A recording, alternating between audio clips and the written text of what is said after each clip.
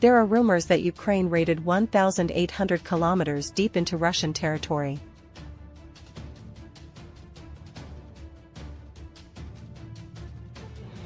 Ukraine investigates the careless unit that allowed Russian troops to enter Kharkov.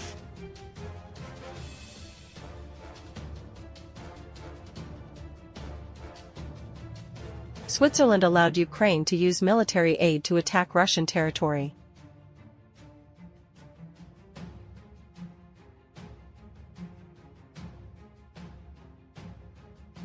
India had two serious fires just a few hours apart.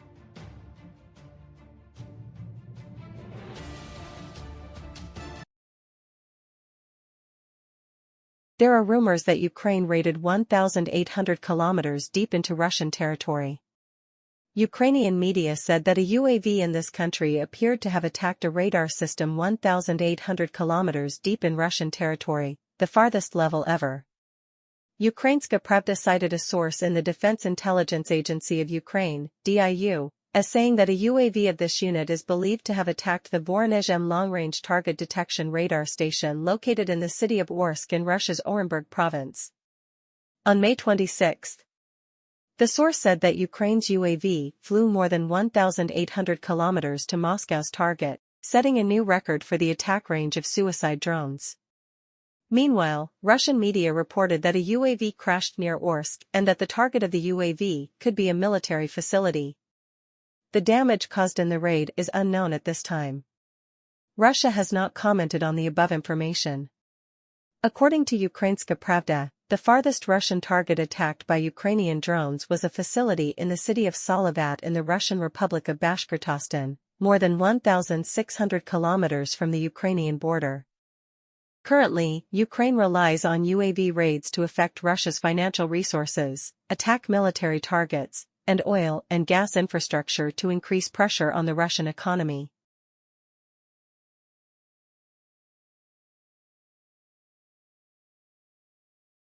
Ukraine investigates the careless unit that allowed Russian troops to enter Kharkov.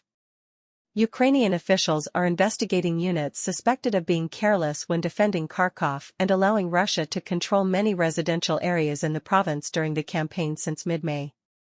According to the indictment announced on May 27, the State Investigation Department of Ukraine, DBR, discovered the 125th Territorial Defense Brigade, 23rd Mechanized Brigade, 172nd and 415th Independent Infantry Battalions and many others. Another did not organize a reasonable defense in the border area of Kharkov province due to a careless attitude when performing military tasks.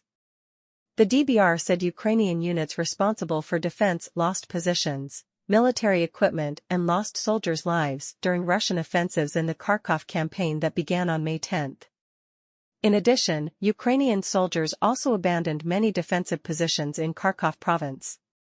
The investigation will target 28 brigade commanders and deputy commanders and defense officials, determining whether their actions led to Ukraine losing many residential areas to Russian forces. Ukrainian authorities have not announced the possible punishment if the above people are convicted. After more than 2 weeks of the Kharkov campaign, Russian forces controlled many residential areas near the border and about 40% of Vovchansk city. The Ukrainian army on May 24 announced that it would prevent Russia from advancing deeper into Kharkov province and bogging them down in Vovchansk, but admitted that the enemy was stepping up attacks on other fronts. Denis Yaroslavsky, commander of the Ukrainian reconnaissance unit in Kharkov, said Russian soldiers calmly entered the province, crossing the border on foot without encountering resistance from the enemy. Yaroslavsky said the multi-layered defense with its huge costs that Ukrainian officials frequently talk about does not exist. There is no defense line at all.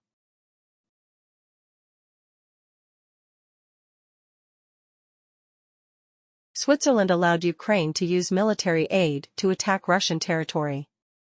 Sweden has allowed Ukraine to use weapons provided by Stockholm to attack Russian territory.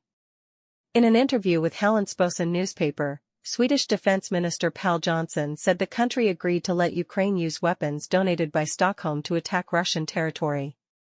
Ukraine is the target of Russia's unprovoked and illegal attack. According to international law, Ukraine has the right to self-defense through military actions aimed at the territory of its opponents. If these actions comply with Sweden supports international law and Ukraine's right to self-defense, he replied when the journalist asked about allowing Kiev to use Swedish weapons to attack Russia. Previously, Britain allowed Ukraine to use aid weapons to attack inside Russian territory. NATO Secretary-General Jens Stoltenberg also called on allies to lift restrictions on using Western weapons to attack Russian targets. Mr. Stoltenberg emphasized, the ban on Ukraine using aid weapons against legitimate military targets on Russian territory makes Kiev's self-defense very difficult. Recently, a group of U.S. lawmakers called for Ukraine to be allowed to use weapons donated by Washington to attack Russian territory.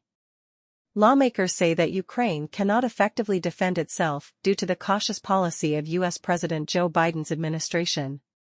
The White House still emphasizes that Ukraine is only allowed to use aid weapons to attack targets within its territory.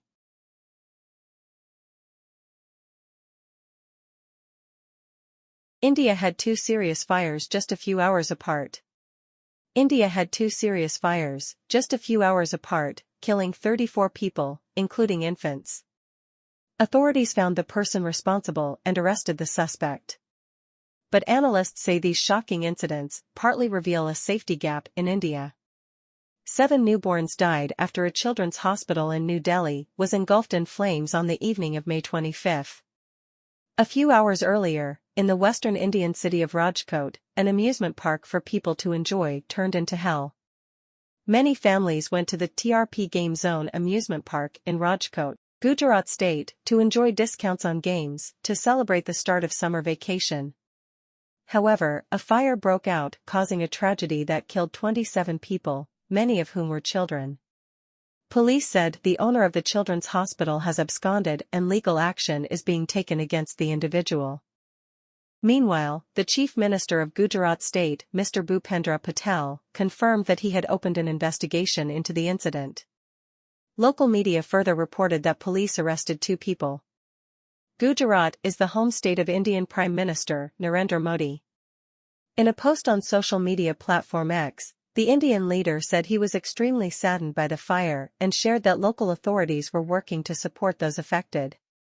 But for analysts and experts, the repeated disasters on May 25 show that India has yet to make systemic changes to make the country safer. Construction safety compliance remains very limited across India, the world's most populous country.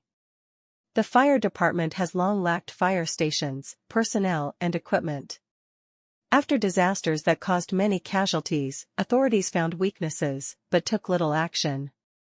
Government inspections have repeatedly shown weaknesses in public buildings, especially hospitals.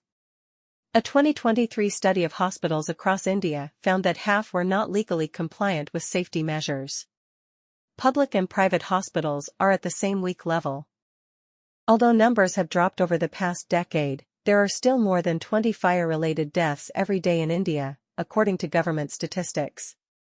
Many fires, especially in dense urban centers, are caused by electrical short circuits.